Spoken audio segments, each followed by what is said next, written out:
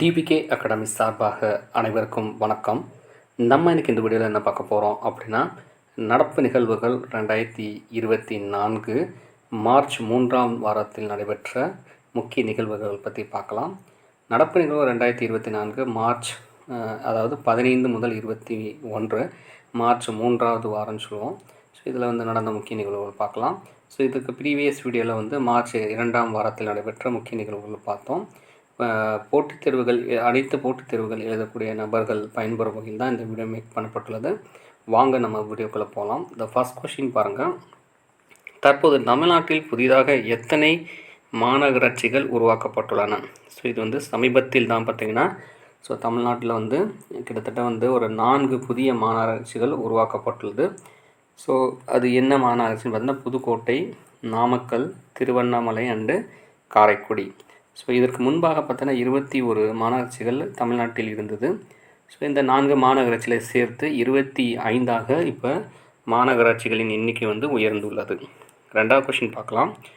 பின்தங்கிய பிரிவினருக்காக கடனுதவி வழங்க தொடங்க உள்ள போர்ட்டல் எது அப்படின்னு கேட்குறாங்க. ஸோ இதற்கான ஆப்ஷன் பார்த்திங்கன்னா, ரெண்டாவது கொஸ்டினுக்கு ஆன்சர் பார்த்தீங்கன்னா பி ஆன்சர், அதாவது பிஎம் சுராஜ் அப்படிங்கிறது தான் இதுக்கு கரெக்டான ஆன்சர். மூன்றாவது கொஸ்டின் பார்க்கலாம். உலக பொருளாதார மன்றத்தின் செயற்கை நுண்ணறிவு ஏஐ அப்படின்னு சொல்லுவாங்க, ஆர்டிஃபிஷியல் இன்டெலிஜென்ஸ் மையத்தை தொடங்க உள்ள மாநிலம் எது அப்படின்னு கேட்குறாங்க.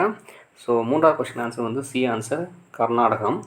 ஸோ இந்த கர்நாடகத்தில் பார்த்திங்கன்னா அதுக்கான அந்த ஏஐ உடைய நுண்ணறிவு மையம் தொடங்கப்பட உள்ளது.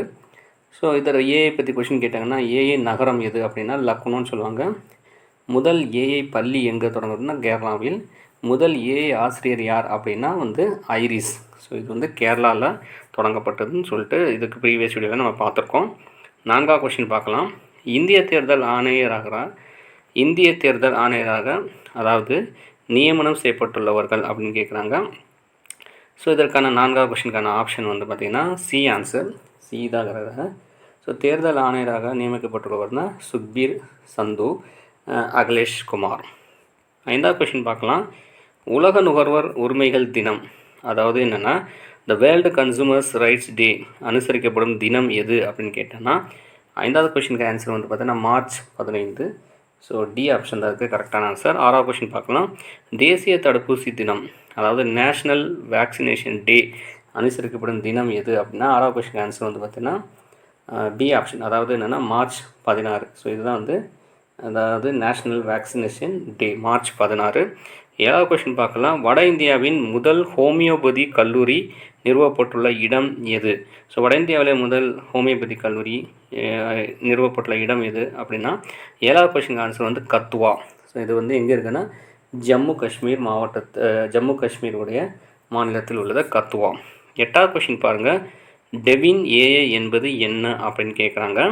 ஸோ இந்த டெவின் ஏஏ என்பது என்ன அப்படின்னா, எட்டாவது கொஸ்டின் ஆன்சர் பார்த்தீங்கன்னா இது பார்த்தீங்கன்னா சி ஆப்ஷன் இருக்கிறது. அதாவது உலகின் முதல் ஏஐ மென்பொறியாளர் தான் டெவின் அப்படின்னு சொல்கிறோம்.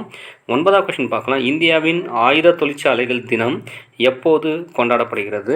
ஸோ ஒன்பதாவது கொஸ்டின் ஆன்சர் பார்த்தீங்கன்னா பி ஆப்ஷன், மார்ச் 18. பி தான் அதுக்கு கரெக்டான ஆன்சர்.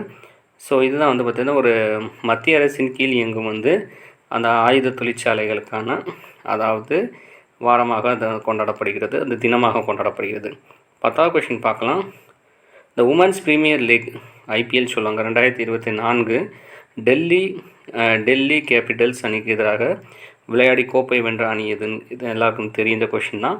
ஸோ 2024க்கான அந்த ஐபிஎல், அதாவது பெண்களுக்கான ஐபிஎல் போட்டியை தட்டி சென்ற அந்த அணி எது அப்படின்னா Royal Challenge Bengaluru. So D answer தான் கரெக்டான ஆன்சர். ஸோ இங்கே டெல்லிக்கு எதிராக கோப்பையை வென்றது ஞாபகம் இருக்கும்னு நினைக்கிறேன் எல்லாருக்கும். 11வது கொஸ்டின் பார்க்கலாம். உலகளாவிய மறுசுழற்சி தினம் எப்போது கொண்டாடப்படுகிறது? இது பார்த்திங்கன்னா மார்ச் 18. ஸோ மார்ச் 18 தான் உலகளாவிய அதாவது சுழற்சி தினம் அனுசரிக்கப்படுகிறது. ஸோ அப்போ ஆப்ஷன் படி பார்த்தோன்னா மார்ச் 18 பி தான் அதுக்கு கரெக்டான ஆன்சர். 12வது கொஸ்டின் பார்க்கலாம்.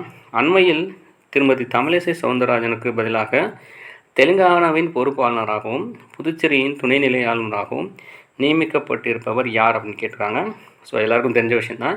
நம்ம தமிழிசை சவுந்தரராஜன் அவங்க தெலுங்கானா மாநிலத்துடைய ஆளுநராகவும் மற்றும் புதுச்சேரியோட பொறுப்பு ஆளுநராகவும் இருந்து வந்தார்.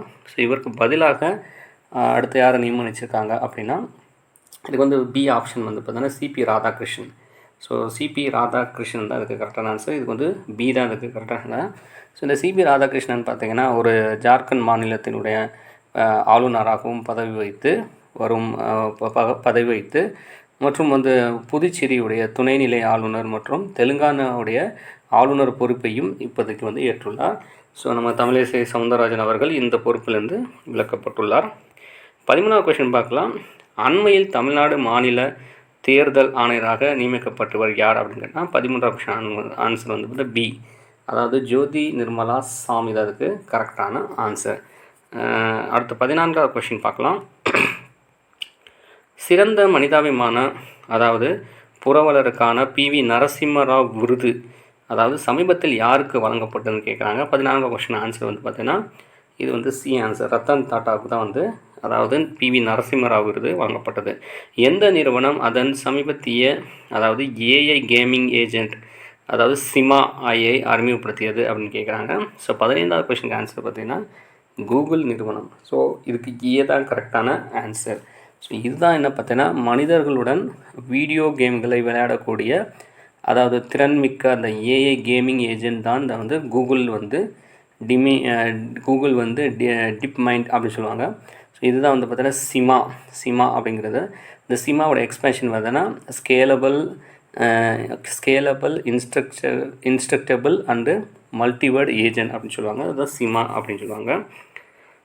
லாஸ்ட் கொஸ்டின் 16வது கொஸ்டின் பார்த்தா சமீபத்தில் எந்த மாநில காவல்துறை அதாவது திரிநேத்ரா ஆப் 2.0 என்ற ஒரு டிஜிட்டல் தளத்தை அறிமுகப்படுத்தியதுன்னா, ஸோ 16வது கொஸ்டினுக்கு ஆன்சர் வந்து பார்த்தீங்கன்னா சி ஆன்சர் தான் அதுக்கு கரெக்டான ஆன்சர், அதாவது உத்தரப்பிரதேசம். ஸோ இந்த ஆப் எதுக்காக அதாவது நிறுவிக்காங்கன்னா அதாவது திறம்பட அதாவது குற்றத்தடுப்பு மற்றும் விசாரணைக்காக உத்தரப்பிரதேச காவல்துறை வந்து பார்த்தீங்கன்னா இந்த திரிநேத்ரா செயலி வந்து 2.0வை பயன்படுத்துகிறது. ஸோ நம்ம வந்து இன்றைக்கி வந்து கரண்ட் அஃபேர்ஸ் வந்து பார்த்தோன்னா மார்ச் மாதத்தில் 3ஆம் வாரத்தில் நடைபெற்ற ஒரு 16 முக்கிய நிகழ்வுகள் பார்த்தோம். ஸோ அடுத்த மார்ச் மாதம் இறுதி வாரத்தில் நடைபெறக்கூடிய அந்த நிகழ்வுகள் பற்றி அடுத்த வீடியோவில் பார்க்கலாம். ஸோ அது வரைக்கும் நன்றி, வணக்கம்.